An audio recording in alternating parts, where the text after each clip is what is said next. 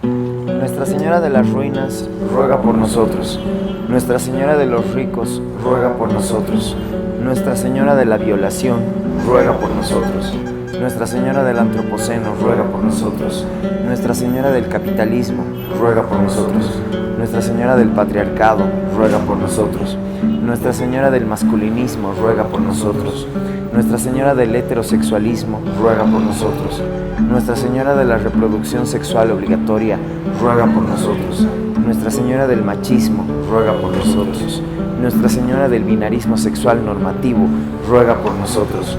Nuestra Señora de la Violación Conyugal, ruega por nosotros. Nuestra Señora del Feminicidio, ruega por nosotros. Nuestra Señora del Bullying, ruega por nosotros. Nuestra Señora de la Revolución Industrial, ruega por nosotros. Nuestra Señora de la Colonización, ruega por nosotros. Nuestra Señora de la Globalización del Mercado Financiero, ruega por nosotros. Nuestra Señora de la Corrupción Política, ruega por nosotros. Nuestra Señora del Turismo, ruega por nosotros. Nuestra Señora de la Deuda, ruega por nosotros. Nuestra Señora del Nacionalismo, ruega por nosotros. Nuestra Señora del Fanatismo Religioso, ruega por nosotros. Nuestra Señora de la OTAN, ruega por nosotros. Nuestra Señora de la Industria Cárnica, ruega por nosotros. Nuestra Señora de la Experimentación Animal, ruega por nosotros. Nuestra Señora de la Agricultura Industrial, ruega por nosotros. Nuestra Señora de la Robótica, ruega por nosotros. Nuestra Señora de la Ingeniería Genética, ruega por nosotros. Nuestra Señora de la Sexta Extinción, ruega por nosotros. Nuestra Señora de la Séptima Extinción, ruega por nosotros. Nuestra Señora del Fascismo, tú que velas por nuestra seguridad, ten piedad de nosotros. Sujétame a la tierra con tus manos, con tus manos. Que si el viento se mueve,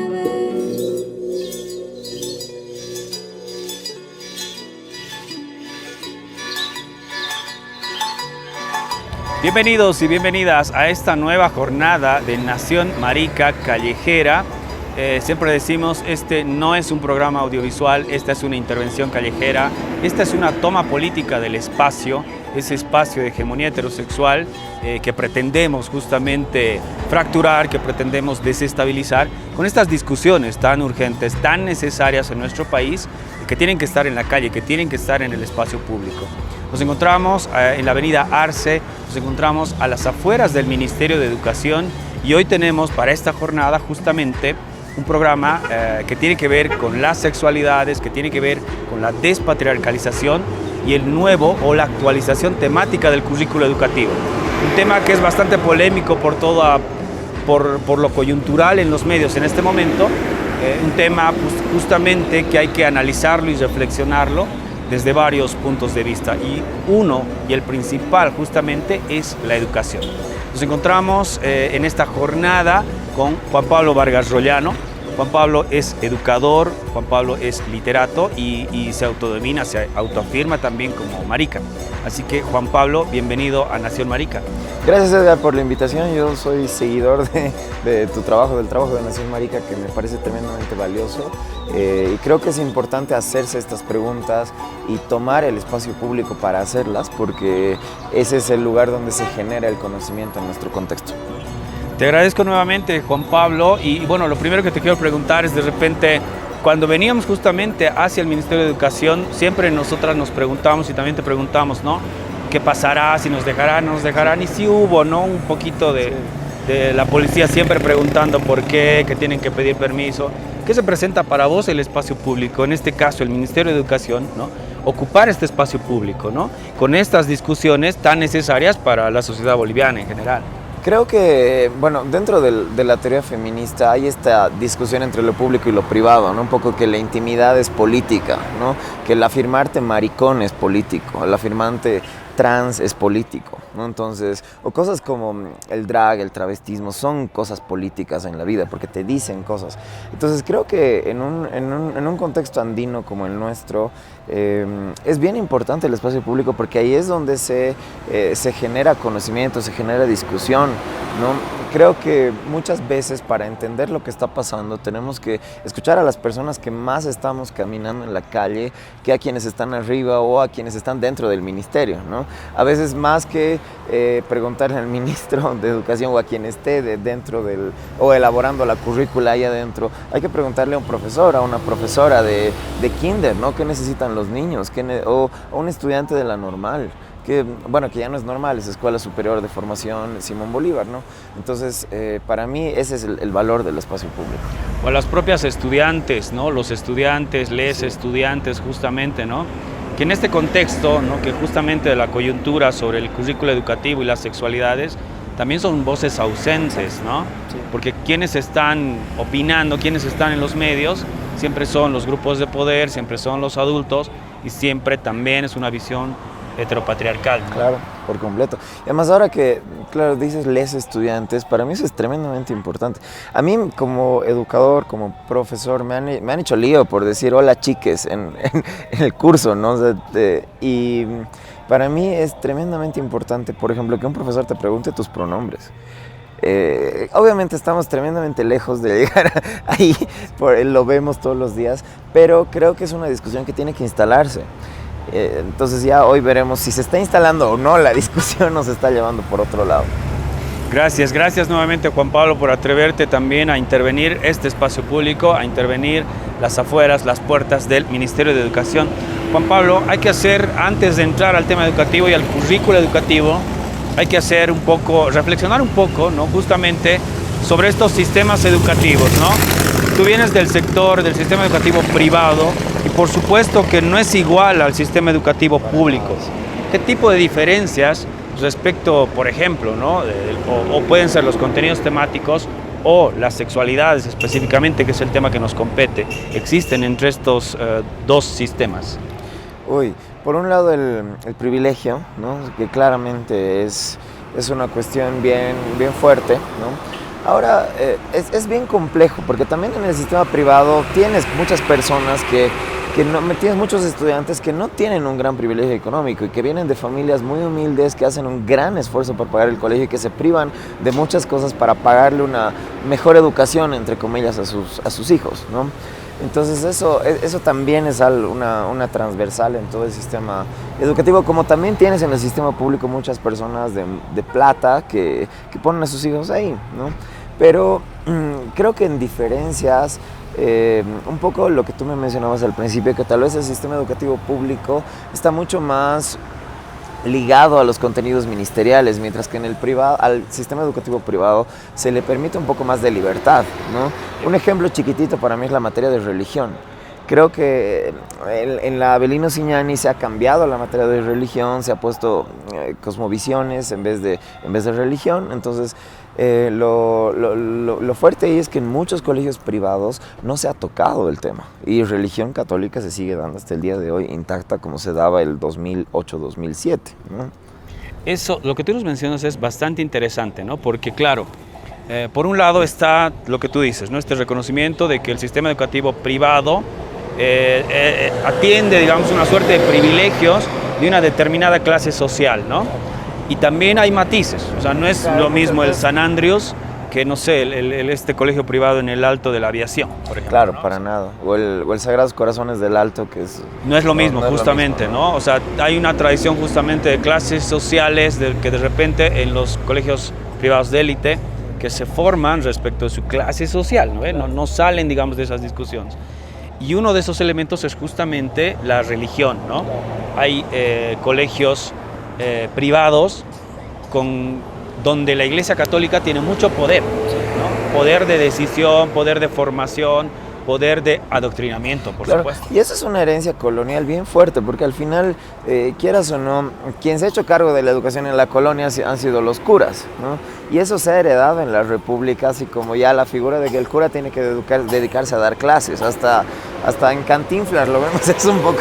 Y Y claro, hoy en día tenemos, y es un conflicto creo, no solo en Bolivia, sino en Latinoamérica, que hay colegios fundados por órdenes religiosas, entonces obviamente ellos se escandalizan cuando les dices ya no puedes dar religión, ¿no? Entonces te dicen no, pero yo me he ocupado de la educación de tu pueblo, entonces al final tiene que ver con también un abandono estatal de la educación, ¿no? Que no es, o sea, que no estoy diciendo los últimos 10 años ha habido abandono, sino estoy demandando un abandono del siglo XIX, ¿no?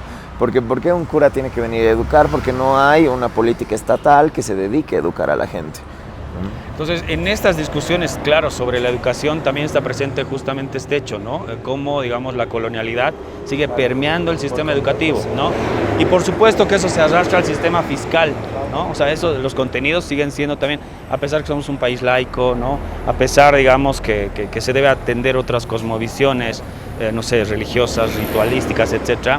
O sea, el poder de la Iglesia Católica es muy fuerte y permea también el sistema privado y el sistema público. Otro elemento que yo quisiera hacer hincapié es lo que tú me decías justamente, ¿no? Cuidamos tu identidad y tú me decías, no, en mi colegio saben que soy gay y no hay problema por eso, ¿no? Sí. ¿Cómo han... Eso es algo que me ha costado, te digo, porque no, o sea, yo he trabajado en 3 colegios distintos. En el primero sí, como que nunca lo he mencionado, ni tampoco se me ha preguntado, ni se ha asumido una heterosexualidad, me imagino que sí, ¿no? En el segundo sí he tratado de ser un poco más abierto con mi orientación sexual, pero sí era un ambiente homofóbico de frente, así, con directores que iban y daban discursos homofóbicos a los estudiantes y a los profesores. Y en el último, yo ya en la entrevista de trabajo le dije como que yo soy homosexual y no pienso estar en el closet y lo siento, ¿no? O sea, y si eso va a ser un problema aquí, no trabajo aquí, porque realmente yo me he dado cuenta que si no estás en un espacio donde tengas la valentía de ser tú, no vas a ser feliz, desde el concepto más banal del término feliz, ¿no? Entonces creo que es bien importante eso. Entonces yo sí, cuando algún estudiante me pregunta, le digo, sí, soy gay, pero prefiero la palabra maricón porque creo que gay es un término muy gringo, ¿no? Muy blanqueado en todo el término. Y en Bolivia tiene unas connotaciones bien densas también esta palabra. Yo te decía, antes de empezar también esta entrevista, Juan Pablo, que puede ser una suerte de privilegio también, ¿no? O sea, nombrarse, decirse homosexual en un colegio privado, ¿no? Que puede haber cierta tolerancia, ¿no? Porque en el sistema público, por ejemplo, te contaba, tenemos nosotras amigas maestras y maestros que no pueden decir que son gays porque les cae todo el sistema educativo, papás, mamás, directores, el Ministerio de Educación, ¿no? Incluso, no sé, imagino que sectores de estudiantes les pueden caer, ¿no? Y los pueden sacar. Ha habido casos, ¿no? De profesores que han sido sacados ¿no? O sea, han evidenciado, digamos, su activismo LGBT, digamos, ¿no? Entonces, puede ser una suerte de privilegio también decirse, nombrarse en el sistema privado gay, porque sé que hay varios casos, yo conozco varios casos de compañeros que están dictando, o sea, son maestros en el sistema privado y no se hacen lío con el tema de su sexualidad, ¿no? O por lo menos hay cierta tolerancia. Claro, a mí me pasa, por ejemplo, que yo soy consciente por un lado de que tengo privilegio masculino, ¿no? Y me ha pasado en espacios de trabajo que en lugares donde en grupos de trabajo donde hay una mujer que claramente tiene que ser la líder, me quieren poner a mí, pero esperen, yo no estoy preparado para eso. Entonces, claro, yo soy consciente de que por un lado eso, por otro lado el privilegio de trabajar en el sistema educativo privado. Y entonces, yo siento que más bien el privilegio, o sea, si eres consciente de tu privilegio, más bien tienes que tener una voz política más fuerte, porque yo sé que por ser hombre directamente, entre comillas, hay gente que me va a escuchar más. Eso es para mí es bien claro, entonces tiene que ser mucho más responsable de lo que digo, ¿no? Y dentro del propio colegio yo lo veo, porque muchas veces me pasa que una profesora feminista, abiertamente feminista, dice algo y claro, le dicen, no, feminazi, no sé qué. Voy yo y digo lo mismo y es como que hay una cosa distinta. Entonces digo, ¿por qué me escuchan a mí y no a la profesora? Que todos se quedan así como... Entonces les digo, entonces, ¿el privilegio masculino existe o no? Entonces ahí ya se abre la discusión, aunque sea, ¿no? Entonces yo creo que más bien... sí, estoy completamente de acuerdo contigo. Yo también tengo amigos amigues que están en el sistema fiscal y que no, o sea, realmente han cerrado un poco su activismo para cuidar su trabajo, ¿no? Entonces yo creo que sí, o sea, y estoy agradecido también con la vida por este privilegio, pero creo que también es importante lo que diga y la posición política que tome desde ahí. Y sin embargo, o sea, tampoco nada está resuelto, ¿no? Claro. Nos contabas justamente este estudiante o los estudiantes que tienes, digamos, que no, o sea, van a encontrar justamente piedras en el camino a la hora de expresar su género, ¿no? Diverso, etcétera, ¿no? Bueno, Juan Pablo, hecha esta primera parte, queremos entrar ahora justamente a analizar un poquito la coyuntura y lo que está desatando. Según el Ministerio de Educación, no es un nuevo currículo educativo, es la actualización temática del contenido temático del currículo educativo que ya existía, ¿no? Pero ¿por qué representa un problema esta actualización temática, este contenido temático, ¿no?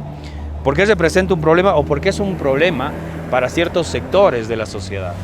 Creo que es un problema porque, por dos cosas. Por un lado, estos sectores que se están oponiendo, no me voy a referir al magisterio, ¿no? Porque creo que hay que dejarlo aparte. O sea, pienso en los sectores de iglesias evangélicas, en los sectores también de colegios privados, ¿no? Que se oponen un poco a esto, que por un lado no han leído los contenidos del currículo educativo porque tú los escuchas y claramente dicen cosas que no diría alguien que se ha metido a la página del ministerio, se ha descargado los PDFs y ha leído. No está ahí el contenido para cualquier ciudadano del mundo, ni siquiera solo de Bolivia. Cualquier persona con acceso a internet puede leer esos contenidos y cerciorarse si lo que dicen estas personas es cierto o no. Eso por un lado, ¿no? Creo que si estas personas se sentaran a leer estos contenidos, no estarían oponiéndose para nada. Y por otro lado, creo que tiene que ver más con un antimacismo que crece en el país, que de fondo tiene mucho de racista también y que no tiene una reflexión política fuerte por detrás. El antimacismo no es un proyecto político en el país y hay mucha gente que piensa que sí es una posición política solo oponerse al MAS porque es el MAS. Entonces el MAS saca cualquier cosa ahí es como no. Entonces yo siento que hay un poco de eso por ahí y que tiene que ver con una ceguera social a no querer leer al otro, ¿no? Y a seguir no dándole voz a algo y a seguir con esta incomprensión que no termina generando nada. A mí me parece que, por ejemplo, yo te decía al principio, leyendo toda esta actualización de la currícula, la visión que presenta de la sexualidad más bien es bastante conservadora. La palabra homosexual aparece una vez en los 13 años de educación, ¿no? Entonces tú dices, ¿qué está pasando, ¿no? Vamos a entrar justamente en la última parte, a analizar algunos fragmentos del libro de quinto de secundaria, justamente, que el libro que está en polémico, ¿no? O justamente está generando polémica. Vamos a centrarnos en este programa en dos temas, ¿no? El tema de las sexualidades y el tema de la despatriarcalización. Vamos a dejar de lado el tema histórico, que es otro de los temas polémicos, o el tema de la parte técnica, ¿no? Robótica y demás, etcétera, que también no nos compete para este programa, para esta discusión. Juan Pablo, ¿quiénes son esos grupos de poder? Yo siento que hay que decirlos con nombre y apellido, ¿no? ¿Quiénes son estos grupos de poder que de repente se sienten afectados por el contenido temático de esta currícula educativa y se sienten también con el derecho de reclamar, ¿no? Una educación, o sea, acorde a sus valores, entre comillas? A ver, creo que son sectores religiosos, ¿no? Por un lado, mucho ¿Iglesia del, católica? claro, Iglesia católica, pero yo en este caso he sentido mucho más a la Iglesia evangélica, ¿no? La Iglesia católica se mueve mucho por cuestiones de cadenas de WhatsApp, publicaciones chiquititas de Facebook o discursos de sacerdotes en la misa, ¿no? En cambio, las iglesias evangélicas son más escandalosas, en el sentido en que va su abogado a la tele, dice 4 pachotadas, arman reuniones en la calle, ¿no? Entonces, creo que gritan, pero sí, yo diría que es completamente religiosa la oposición y es un problema porque justamente mucho de la educación privada, la mayor parte de la educación privada está cooptada por la religión. De hecho, la Conferencia Episcopal de la Iglesia Católica interpuso un recurso abstracto contra el currículo educativo que no fue reconocido, no sé cuál es la palabra, ¿no? O sea, no se le dio curso. Claro, ¿quién es la Conferencia Episcopal para cuestionar el currículo educativo? Querían evitar, digamos, que este currículo educativo entre en vigencia, ¿no? Se empiece, digamos, como que a ejecutar, pero claro, no se le dio, digamos. No procedió porque se trabó en la fiscalía, no sé en qué unidad, ¿no? En qué sentido. Entonces, uno es la Iglesia Católica, que es un grupo de poder que todavía tiene influencia y permea justamente el sistema educativo privado y el público. Otros grupos de poder, ¿cuáles serían? Las iglesias evangélicas, ¿no? Por un lado. Me ha pasado a mí, he visto en redes sociales, están circulando varios videos de entrevistas del abogado de las iglesias evangélicas, ¿no? Que aparece diciendo en la currícula, en kinder hay una unidad que les enseña a los niños a masturbarse y les enseña qué es el placer sexual. Claro, yo viendo ese video, cualquiera va y dice, voy a leerme la currícula de kinder porque ¿qué es lo que está pasando? Y vas a leer la currícula de kinder y ese contenido no existe. Entonces yo veo realmente de las iglesias evangélicas una agenda de desinformación de la población muy fuerte, que está bien pensada y se nota que tienen una estrategia por detrás, y eso creo que tiene que ver porque hay una población que está dispuesta a creer esas cosas. Entonces para mí esa es la pregunta, ¿por qué hay personas que están dispuestas a creer esto? ¿No? Bueno, igual estarían en un solo grupo, digamos, ¿no? La Iglesia Católica y las iglesias evangélicas cristianas. Otro de los grupos de poder, o sea, yo te lo planteo, podría ser la oposición política. Claro. Porque tú me decías justamente todo lo que viene, digamos, del gobierno de Arce o del gobierno del MAS, la oposición política siempre pone su objeción, ¿no? O sea, tiene un afán racista, hay un afán clasista, por supuesto, pero también estamos en un contexto donde todo lo que se hace en tema de políticas públicas, etcétera, siempre se lleva al plano de la polarización en el que estamos desde el 2019, ¿no? O sea, ¿cómo esto está afectando, digamos, a esta actualización del contenido temático? Claro, a mí, por ejemplo, voy a ir un poco atrás, ¿no? Me acuerdo cuando se hizo un primer escándalo con la Avelino Zuñani porque decían no hay que leer Raza de Bronce en colegio, ¿no? Entonces un montón de gente decía, no, que quieren que los niños sean ignorantes, no sé qué, y es como, y tú dices, pero obviamente, ¿no? O sea, no puede ser que un libro que claramente es racista, ¿no? Se lea como la única visión de lo indígena en el país, cuando hoy en día tenemos personas aymaras escribiendo, dando voces, tienes libros publicados, ¿por qué no leerlos a ellos, ¿no? Cosa que me parece hermosa. Este año dentro de la currícula educativa está, por ejemplo, que cada trimestre tiene que sí o sí haber una unidad entera de conocimiento aymara. Entonces, en el caso de literatura, yo tengo que hacer una unidad de literatura aymara por trimestre, ¿no? Entonces eso me parece hermoso y eso es algo que según el ministerio se tiene que hacer tanto en el sistema público como en el privado, ¿no? No sé si todo el sistema privado lo cumpla, eso hay que ver, pero a mí me parece urgente eso.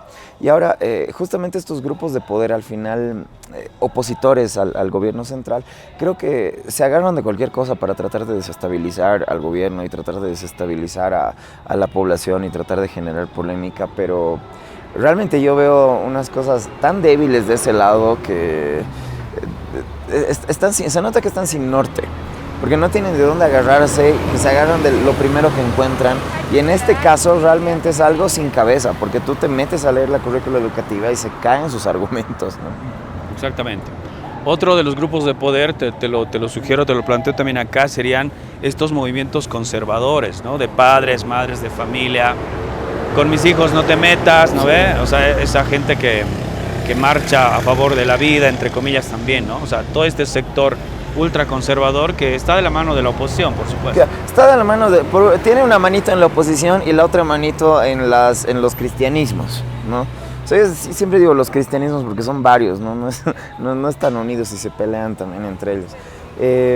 Claro, y de este lado hay esta idea de defiende la familia natural, ¿no? Esta idea de que efectivamente la familia es el núcleo de la sociedad según cierta visión de la historia y de la sociología, pero claro, lo que sienten un poco ante la teoría queer o ante las discusiones sobre género, sobre sexualidad, es que eso amenazaría un poco la familia natural. Y eso tiene que ver al final con un sistema tremendamente patriarcal y con una sociedad tremendamente machista y patriarcal, ¿no? Que no solamente tiene que ver con hombres, sino también con mujeres, y no solamente heterosexuales, porque también yo conozco muchas personas homosexuales muy machistas, ¿no? Sobre todo hombres, con quienes te chocas y que más bien tienden a estar a favor de estos grupos. Ahora, estos grupos de poder, ¿qué está en juego? ¿Por qué, o sea, de repente se sienten afectados por esta... tú me dices la familia, ¿no? O sea, ellos son, digamos, como que los defensores oficiales de la familia natural, entre comillas, ¿no? Pero también, ¿qué está en juego de fondo, no? Porque está el tema político, está el tema religioso, nosotras lo denominamos como grupos de poder, sí, ¿no? Que creo que eso es justamente lo que está en juego, ¿no? O sea, perder el poder que ese tiene. Privilegio, ¿no? Claro, estos grupos que defienden la familia natural, a mí... Y yo realmente digo, ¿cuántas familias naturales conocemos? ¿Cuántos de nosotros hemos crecido en una familia natural? ¿A cuántos nos han botado de la casa, ¿no? Por ser maricas, por ser trans, lo que sea. Eso es defender la familia natural, eso digo yo. Y al final, la propia sociedad patriarcal construye familias donde hay un padre ausente o hay un padre con 4 familias. Entonces, realmente, este propio sistema que defiende la familia natural la destruye por su machismo.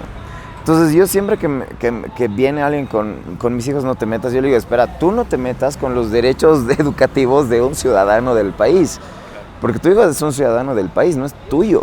Entonces es como, va a ser, puede que tú quieras lo mejor para él, pero al final tiene que formar parte de una sociedad. Entonces realmente tiene que ver con una pérdida de privilegios, pero no sé hasta dónde, porque tiene muchos matices. Estos grupos no solo están en, digamos, en clases sociales altas o adineradas, también están en el pueblo. Sí. Entonces, creo que lo que hay que evitar es que este discurso permee en el pueblo, ¿no? Que creo que ya, mira, yo te cuento, por ejemplo, una experiencia, ¿no? de este gran reportaje radial que tenemos que se llama Jihuasa, Nosotras, y entrevistas y sondeos de opinión en Patacamaya, Sicacica o Arizata, ¿no? La gente sale a decir que aquí no hay homosexuales, porque aquí, digamos, el mandato es la pareja divina, ¿no? Adán y Eva, y heterosexual, y no hay más, ¿no? Entonces yo digo, o sea, ya ha permeado, digamos, comunidades rurales, campesinas, espacios urbanos, o sea, ya está, lamentablemente ya está, ¿no? Claro, hay que hacer frente, digamos, a ese tipo de discursos, a ese tipo de relatos oficiales, con esta práctica, digamos, ¿no? O sea, ponerse en la calle de repente y plantear esa discusión en el espacio público también. Juan Pablo, todos estos años de trabajo que tú tienes como maestro, como educador, ¿cómo estaba la currícula educativa? O sea, ya sabemos que había una práctica, ¿no? O una instrucción desde el ministerio de descolonizar, despatriarcalizar, ¿no? Sí. Pero ¿cómo estaba la currícula educativa? Porque hoy hay un conflicto, ¿no? Si se incluían los temas de sexualidades o no, y cómo se incluían, si es que se incluían. A ver, voy a empezar desde mi experiencia como estudiante, ¿no? Que tal vez es similar a la tuya. Yo educación sexual en el colegio no he tenido, ¿no? Mi educación sexual ha sido la pornografía, ha sido realmente la internet, ¿no? Buscar lo que encontraba. Sí, mis papás una vez cuando tenía 13 años me han sentado y me han dicho esto es así, así, así, pero yo ya había visto todo lo que podía ver en la internet, ¿no? Y creo que realmente para mí es urgente incluir la educación sexual dentro de la currícula educativa, porque creo que si es que no se hace, al final dejas que las páginas pornográficas sean el profesor sexual de tus hijos, ¿no? Entonces a mí eso me parece complejo dentro de muchos matices. Y en los colegios en los que tú has sido educador, en los colegios en los que estás trabajando, ¿la sexualidad formaba parte o no? Al principio fue aumentando, creo, en los últimos años. Yo ya soy profe 9 años, entonces ha ido aumentando en este tiempo. En los últimos años sí he visto que se ha abordado de frente y se ha tratado. El último año hemos tenido una experiencia en mi unidad educativa de tratar los temas de sexualidad desde una visión ya, poner en discusión el tema de género, poner en discusión la orientación sexual, poner en discusión la despatriarcalización de frente. Ha habido mucha resistencia de grupos de padres de familia muy conservadores, pero también ha habido un buen grupo muy abierto, ¿no? Entonces creo que sí se está trabajando.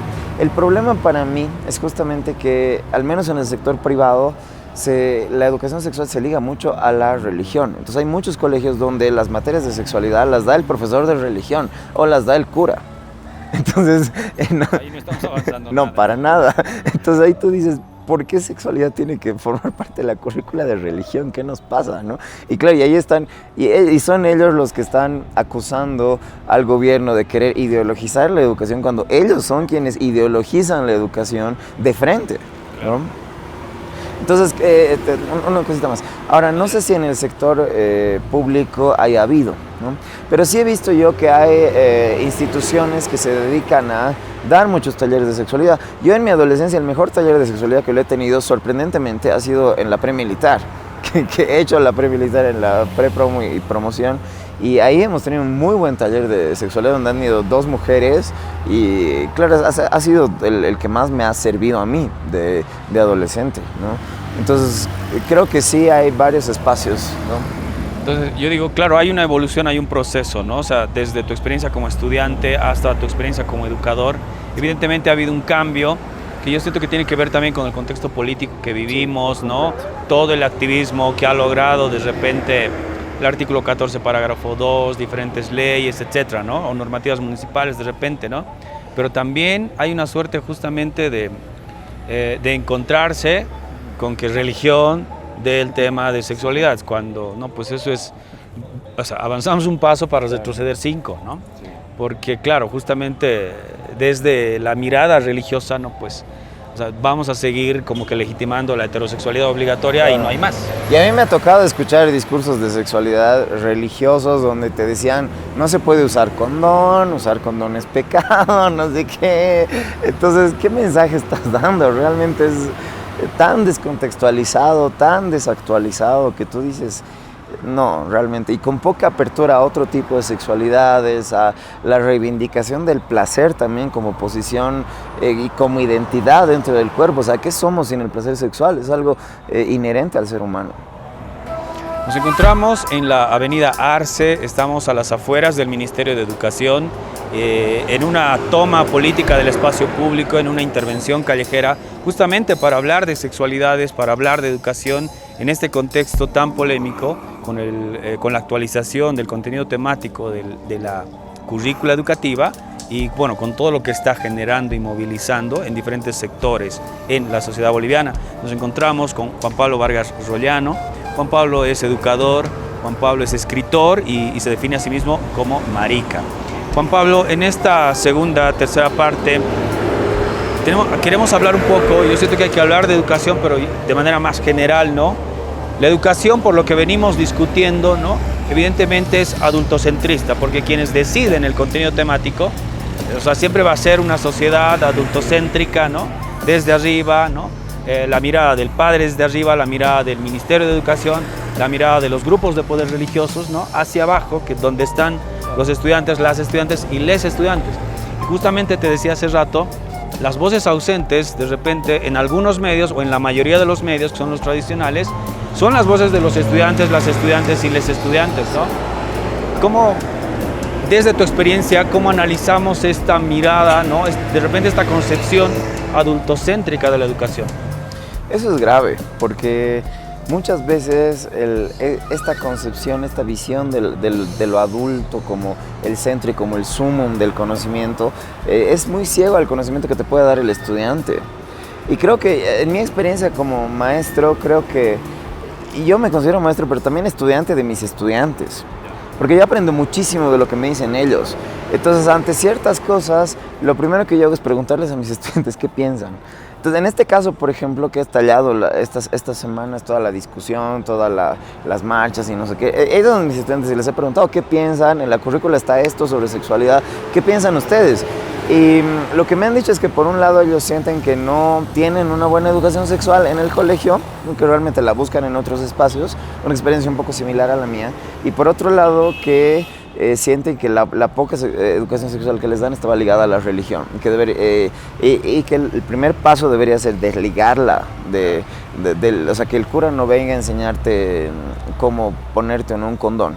Entonces, eso es algo bien fuerte y bien importante de pensar.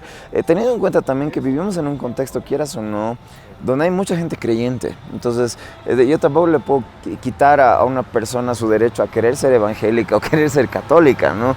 Pero también tiene que tener la oportunidad de tener su educación sexual por otro lado. Entonces, yo siento que silenciar la voz de los estudiantes tiene que ver con un conservadurismo también en la visión de qué es educar. Porque creo que si tú vas a ser educador, también tienes que estar dispuesto a ser educado por tus estudiantes. Bueno, recién leí un texto zen, sé que es algo bien raro en este contexto, pero era bien lindo porque te decía que el educador y el estudiante son como un huésped y un invitado, pero el rol de huésped e invitado se intercambian entre ellos todo el tiempo. Entonces el conocimiento es como una casita en la que tienes que acoger a alguien. Y tú tienes que también estar dispuesto a ser acogido por el conocimiento que te ofrece tu estudiante.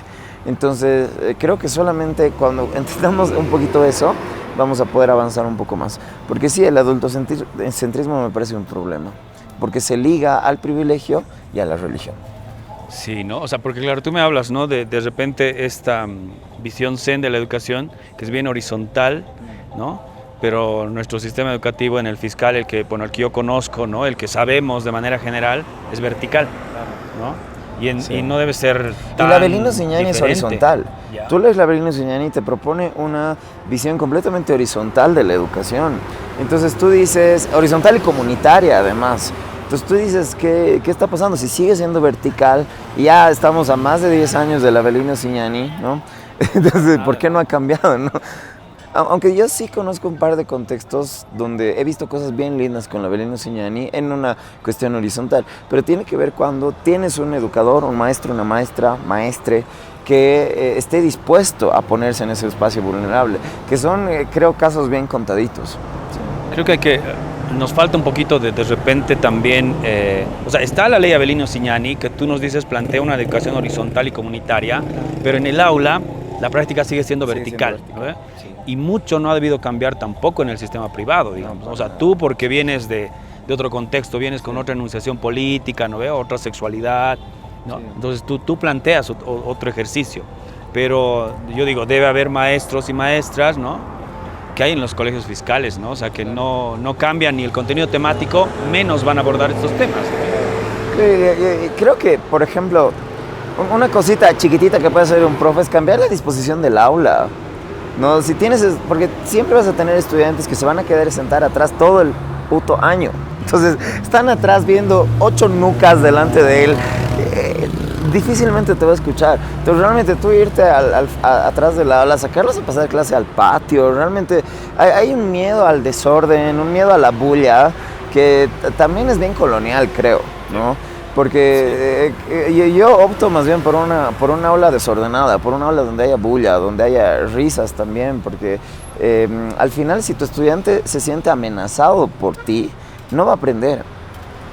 Para aprender te tienes que sentir a salvo, tienes que estar en un lugar donde te sientes acogido.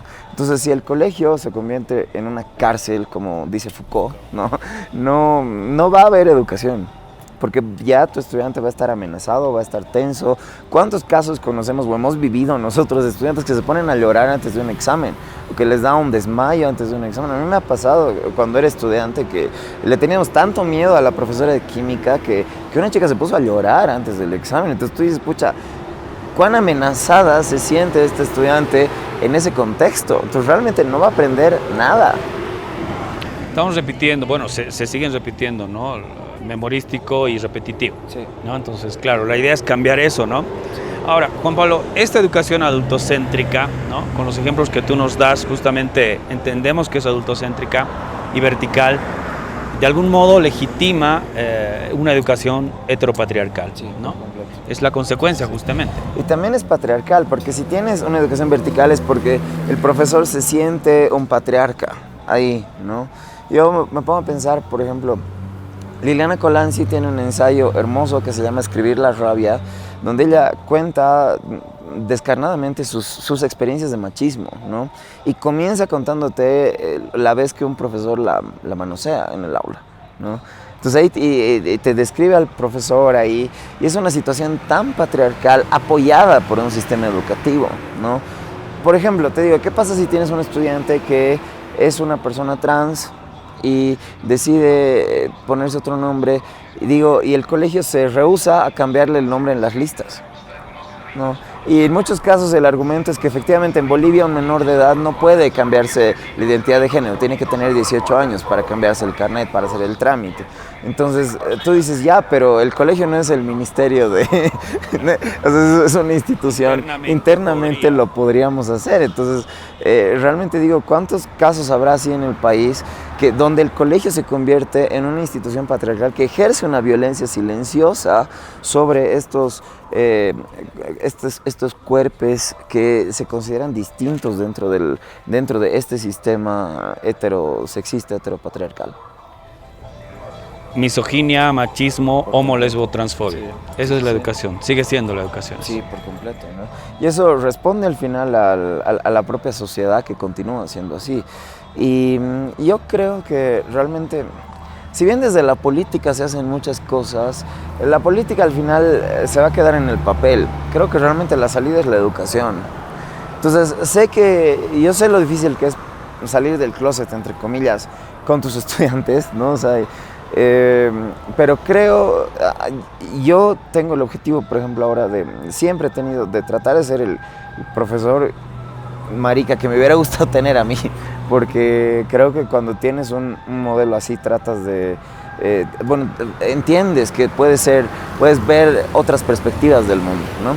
Y no te digo que no encuentre resistencia, encuentro mucha resistencia también de parte de los estudiantes, porque al final un estudiante viene con todo lo que le dicen en la casa. Entonces, si le preguntas su posición política, no te va a decir su propia posición política, te va a decir la de sus papás. Entonces, en ese caso, el desafío ahí es enseñarle a que construya su posición política y enseñarle que no tiene que esperar a ser adulto para tener una posición política, ¿no? Que es justamente el meollo del problema, ¿no? Pero antes de pasar, vamos a hacer una última parte bien interesante.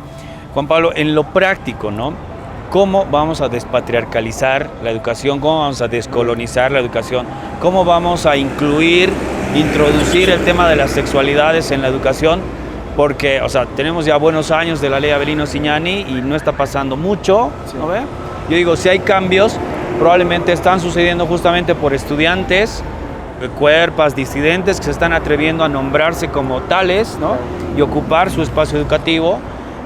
También por maestros y maestras que se están aperturando estas discusiones, como tú estás ocupando un espacio justamente como marica, ¿no?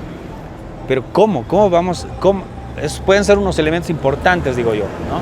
Pero ¿cómo va a ser el trabajo de despatriarcalizar la educación? Uy, la verdad para mí un gran proyecto de despatriarcalizar la educación se dedicaría a abrir cuentas de TikTok. Porque yo siento que todo lo que los estudiantes no aprenden en el aula lo hacen a través de TikTok. Porque ahorita es una red social a la que acceden con mucha facilidad y que está permeando sin distinción de clase ni nada, ¿no? O sea, realmente atraviesa todos los estratos sociales. Y creo que ahí hay una oportunidad interesante para llegar, porque realmente desde la política tanto escándalo se está haciendo con esta nueva reforma, ¿no? O actualización, pero la visión de la sexualidad que te presenta es tremendamente conservadora. Entonces tú dices, pucha, estamos en el 2005, 2000, dices, ¿cómo avanzamos? Y yo realmente desde arriba lo veo bien difícil. Creo que hay que empezar desde abajo y desde estas cositas de hormiguita, ¿no? Entonces yo te menciono redes sociales porque para mí es la forma más fácil de llegar masivamente, ¿no? No solo a estudiantes, sino también a profes. Entonces, canales de YouTube como este, por ejemplo, me parecen espacios bien valiosos de discusión que deberían verse en aula, ¿no? Yo el año pasado en el colegio le he leído a la María Galindo, ¿no? O sea, hemos leído el No se puede descolonizar sin despatriarcalizar. Y claro, mis estudiantes han amado el libro, les ha parecido que instala una discusión urgente, y el libro es de hace 10 años, ¿no? Entonces, creo que como maestros lo que hay que hacer es atreverse a abordar otro tipo de textos que realmente te aporten al sistema educativo, ¿no? Claro, ¿no? Y en ese camino has tenido problemas con papás, mamás, no sé, de repente dirección. A veces sí, en otros casos no. Todo depende. Creo que los papás no se van a quejar si el estudiante no se queja. Entonces, si realmente tú logras que... Por eso también es bien difícil, porque también me ha pasado que he tenido algún estudiante por ahí tremendamente machista y con un discurso de machismo consciente además, ¿no? Que se opone y se queja y todo, pero también he tenido otros que se le ponen de frente. Entonces creo que justamente para evitar estas quejas hay que escuchar a los estudiantes y permitir que ellos construyan su conocimiento. Que son los grandes ausentes también en esta discusión, ¿no? Social en este momento sobre el currículo educativo y las sexualidades. Nos encontramos en el Ministerio de Educación, estamos afuera del Ministerio de Educación en la avenida Arce, justamente para hablar de sexualidades, para hablar del contenido temático, el nuevo contenido temático de la currícula educativa. Nos encontramos con Juan Pablo Vargas Rollano, educador, marica y escritor, justamente hablando de la experiencia de él como educador en varios centros educativos, pero también un poco hacer este ejercicio de repente, ¿no? De despatriarcalizar, descolonizar, incluir el tema de las sexualidades en la educación, pero también en el espacio público donde también tiene que estar. En esta última parte, Juan Pablo, te propongo hacer este pequeño análisis, ¿no? Tú ya lo has hecho, ¿no? Pero de repente ir al meollo del asunto, ¿no? Ir al meollo del problema, ¿no? Como decíamos al inicio, claro, vamos a dejar de lado el conflicto del magisterio, ¿no? Que creemos que tiene un pliego petitorio legítimo finalmente, ¿no? Que tiene que ver con aumento salarial, jubilación, ¿no? O ítems de repente para el sistema educativo fiscal. Vamos a dejar de lado ese pliego petitorio que es justo, que es legítimo, ¿no? Y nos vamos a centrar justamente en estos otros grupos de poder que se han visto afectados, ¿no? La Iglesia Católica, los grupos conservadores, la oposición política, ¿no? ¿Por qué hacen tanto problema? Este contenido temático pertenece al libro del quinto de secundaria, ¿no? Y donde justamente se aborda el tema de salud sexual y salud reproductiva integral y comunitaria. Y por otro lado está la sexualidad humana integral, holística y despatriarcalizadora. Primero en esta parte que tiene que ver con la salud sexual y salud reproductiva integral y comunitaria, Juan Pablo, ¿no? En la primera parte hay un caso de embarazo adolescente, ¿no? Se habla de embarazo adolescente, ¿no? De la experiencia en una suerte de diario de una persona, ¿no? que ha tenido un embarazo adolescente, y luego se dedica a explicar justamente la genitalia, ¿no? Desde la biología justamente. ¿Qué te parece, digamos, este enfoque para empezar del contenido temático sobre sexualidad en el libro de quinto de secundaria para estudiantes de prepromoción? Me parece tarde la prepromoción para empezar eso, ¿no? Creo que para la prepromoción ya tienes muchos que han iniciado ya su vida sexual, varios años antes, que ya han accedido a toda esta información por la internet, por TikTok, por redes sociales. Entonces, en ese sentido yo te decía que me parece súper conservadora, ¿no? Porque esperar a que los estudiantes tengan 16 años, porque a esa edad más o menos están en quinto de secundaria, para darles este contenido, me parece una visión tremendamente conservadora. Y además que, por ejemplo, entra con un tema polémico, ¿no? El embarazo de la adolescencia, y se va a la biología. Sí. Entonces no pone en cuestión el tema social de un embarazo adolescente. No pone en cuestión la perspectiva de los estudiantes, por ejemplo, respecto a esto, al juego de rol incluso. ¿Qué pasaría si hay un embarazo adolescente aquí? Poner esa discusión en el aula, eso me parecería re urgente, ¿no? Y a partir de ahí, por ejemplo, el tema del aborto, ¿qué pasa ahí? ¿No? Que me parece que tendría que estar muy ligado a este tema, y no sé si lo está en esta unidad, pero bien.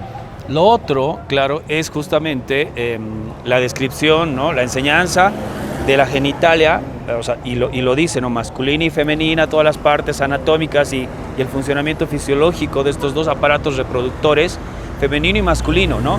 Pero uno podría pensar, si es una educación despatriarcalizadora, descolonizadora, etcétera, ni por asomo están nombrados, por ejemplo, los cuerpos intersexuales. Claro. ¿No? Sí. Que además ahorita desde la propia biología hay unos estudios fantásticos de los cuerpos intersexuales, así con que son bellos de estudiar, ¿no? Entonces tú dices miércoles, ¿no? Sin embargo, yo ahí rescato una cosita, ¿no? En el libro de cuarto está el tema un poco que viene de la teoría queer, de la distinción entre sexo y género, ¿no? O sea, está el tema así, está en casi un pie de página, es un cuadrito chiquitito, ¿no? Que te dice, el sexo se refiere a la cuestión biológica y el género a las prácticas culturales, ¿no? No es necesario que sexo y género coincidan, ¿no? Entonces, un intento chiquitito, me imagino que alguien ahí del ministerio ha metido algún marica por ahí, ha debido meter eso, pero realmente el grosso del texto es como tú dices, de esa forma, ¿no? El otro tema justamente que tiene que ver y que es polémico es justamente el embarazo, pero también en la parte del embarazo, más adelante está el aborto, sí tiene algunos temas que tienen que ver con la parte legal, pero también tiene que ver con la parte de la despatologización social, digamos, ¿no?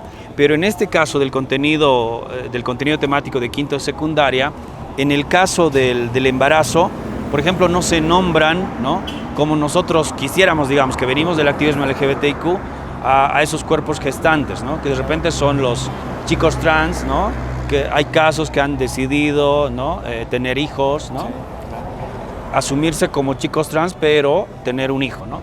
Entonces, no existe, o sea, están ausentes, o sea, yo siento que no hay pues un ejercicio despatriarcalizador, descolonizador de la sexualidad, nada.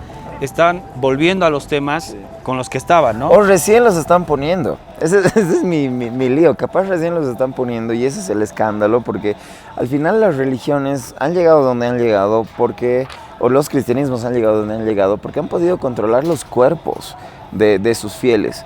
Entonces, cuando tú a las personas les enseñas qué es su cuerpo, al final, por eso se asustan, creo, ¿no? Porque van a perder ese control un poco, tienen miedo a perder ese control, pero al final hay que hacerlo urgentemente. Y Juan Pablo, en la segunda parte del contenido temático de quinto de secundaria, que es el texto que se va a utilizar en esta currícula educativa, está la sexualidad humana integral, holística y despatriarcalizadora. Nos habla de anticonceptivos, anticoncepción, ITS VIH, ¿no? Y hay un tema, la única parte donde se nombra justamente la orientación sexual y está escrito heterosexual, homosexual y bisexual, es un párrafito pequeño, ¿no?, donde justamente dice formas de expresar la sexualidad. Refiriéndose a la orientación sexual, habla de heterosexual, homosexual y bisexual, pero es un párrafo de máximo 6 líneas, ¿no? O sea, es un párrafo bastante discreto, es un párrafo bastante así por si acaso, por asomo. Y no te habla de la homofobia en el aula. Ni por asomo, no te habla de la homofobia de los profesores, ¿no? Que para mí eso sería un texto despatriarcalizador, ¿no? Creo que hay que un poco aterrizar en los textos, ¿no? Yo no siento que sea el gran cambio, ¿no? Y siento que justamente es lo que tú dices, ¿no? Hay una suerte de miedo, digamos, de estos grupos de poder por perder el control justamente de lo que tienen, ¿no? La educación desde la mirada patriarcal, ¿no?, desde la mirada clasista también, ¿no? Hay un miedo, ¿no?, de estos grupos de poder, ¿no? Y están haciendo demasiada polémica por un texto, por un contenido temático que no va a cambiar mucho. Para nada. Y ahora yo te digo, de la cuestión de despatriarcalización, creo que hay avances chiquititos en la currícula, sobre todo en primaria, ¿no? En secundaria sí es mucho más, como tú dices, biológico y no sé qué, pero en primaria, por ejemplo, en varios textos hay cuentos sobre la violencia doméstica, por ejemplo, ¿no? Cuando hay un padre golpeador de la mamá, entonces ese tipo de contenidos que son chiquititos me gustan porque sí tratan de instalar semillitas chiquititas, ¿no? O por ejemplo algo que te comentaba antes, en inicial, en kinder hay una unidad en el libro donde le dicen dibuja con cuál cuerpo te sientes identificado y tienen ahí el dibujo de un niño y el de una niña, ¿no? De modo que el pequeño pueda dibujar con cuál se siente más cómodo, con niño o con niña, y a partir de ahí desarrolla la unidad de género. Entonces eso, por ejemplo, me parece bien valioso, pero es una cosita bien chiquitita, ¿no? Entonces, como te digo, deben ser 10 cosas así en toda la currícula que sí son. Y lo que me da un poco entre risa, pena y rabia es que la gente que se opone, o sea, estos grupos católicos, evangélicos, cristianos en general, no mencionan estas cosas, mencionan otras cosas que no están en la currícula, que se las están inventando, y estas cosas, no sé, realmente ni las tocan, ¿no? Entonces, y que para mí están bastante bien, ¿no? Bueno, Juan Pablo, queremos agradecerte por este espacio, queremos agradecerte por tu tiempo, por atreverte también de repente a ocupar el espacio público con nosotras y bueno, por tus reflexiones sobre el tema educativo también. Gracias a ti, Edgar. De verdad creo que es importante reflexionar sobre esto, instalar la discusión sobre esto, porque al final es importante hacer las preguntas para ponernos en el camino hacia encontrar las respuestas. Creo que también es importante escuchar a los estudiantes, como el ejercicio que tú haces con tus estudiantes, ¿no? Escuchar a los estudiantes, les estudiantes, ¿no? Recientemente he visto unas cápsulas que está sacando Pica, justamente en colegios, con estudiantes, ¿no? Y también, digamos, qué es lo que quieren de sexualidad o qué es lo que esperan de sexualidad, ¿no? Creo que hay que traer también esas voces, ¿no? Porque sin ellos, o sea, tampoco hay sistema educativo, ¿no? Gracias nuevamente, Juan Pablo. A ti, Edgar, a Maricas Bolivia. Gracias. Bueno, nos vamos, esta jornada de Nación Marica Callejera, esta toma política del espacio público, esta intervención callejera que tiene que ver con situar estas discusiones respecto de la educación y las sexualidades en el espacio público. Nos vamos sin antes saludar a todos los mamitos, a todos los chizos, a todos los jeusas, a las orcochis, a las marimachas, a las tortilleras, a las tracas, trabas, transexuales, a toda la población disidente sexual. Hasta la siguiente vez con Nación Marica Callejera.